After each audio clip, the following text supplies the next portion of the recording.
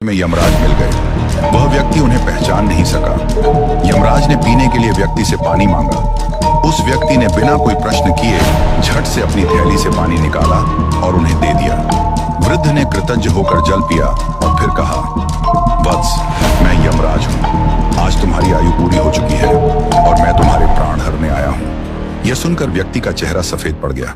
हृदय कांप उठा। डर के मारे उसके पांव लड़खड़ा गए। लेकिन यमराज बोले, डरो नहीं, क्योंकि तुमने मेरी प्यास बुझाई है। अतः मैं तुम्हें एक विशेष अवसर देना चाहता हूं, तुम्हारी किस्मत बदलने का मौका। उन्होंने एक डायरी उसके हाथ में थमाई और कहा, इस डायरी में जो तुम लिखोगे वही सच हो जाएगा। तुम्हारे पास ठीक 5 मिनट का समय है। जितना चाहे लिख लो, पर ध्यान रहे केवल 5 मिनट। इसके बाद समय समाप्त हो जाएगा और डायरी मेरे पास लौट आएगी। व्यक्ति का भय थोड़ा कम हुआ। वह सोचने लगा, अब तो मेरी किस्मत मेरे हाथ में है, मैं सब कुछ बदल सकता हूं। उसने जल्दी जल्दी डायरी खोलनी शुरू की।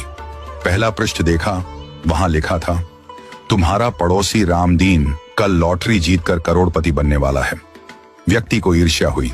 उसने लिखा, रामदीन की लॉटरी रद्द हो जाए, वह गरीब ही रहे। दूसरा पृष्ठ लिखा था, तुम्हारा मित्र रघु चुनाव जीतकर मंत्री बनने वाला है। व्यक्ति ने लिखा, रघु चुनाव हार जाए, उसे अपमान झेलना पड़े। तीसरा पृष्ठ, तुम्हारा छोटा भाई विदेश जाकर बड़ा व्यापारी बनने वाला है। व्यक्ति फिर लिखता है, वह कभी विदेश न जा पाए, नौकरी के लिए भटके। इस प्रकार वह एक एक कर पृष्ठ पलटता रहा और हर पन्ने पर दूसरों की खुशियां मिटाने लगा।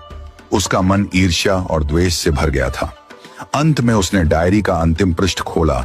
यह उसका अपना पृष्ठ था, जहां लिखा था, अब तुम अपने जीवन का भविष्य तय कर सकते हो। वह मुस्कुराया, पेन उठाया, लेकिन तभी एक ठंडी सी आवाज आई, वत्स, तुम्हारा 5 मिनट का समय समाप्त हो चुका है।